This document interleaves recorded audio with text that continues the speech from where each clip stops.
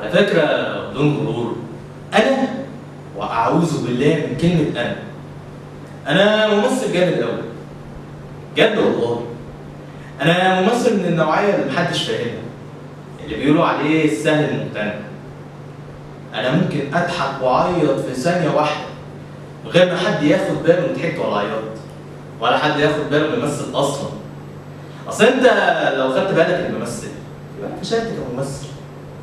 أنا عاوزك تحس بيا، تدخل جوايا وتحس بإحساسي من جوه من غير ما تبص لملامح وشي. أصل أنا كل إحساس. يا خسارة، كان نفسي أبقى موجود أيام السينما الصامتة. يعني عليك يا شارلوك هولمز، لا سوري قصدي شارلوك شابلن. أهو ده بقى كان مثل الأعلى في التمثيل. كان بيبص بعينه كده تعرف هو عاوز يقول إيه من غير أي تمثيل. بس تقول إيه؟ محدش بيقدر التمثيل. الله يرحمك يا شكسبير.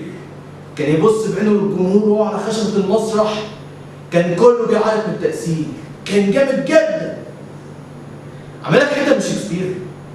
لا عاملك حتة من وائل سليمان.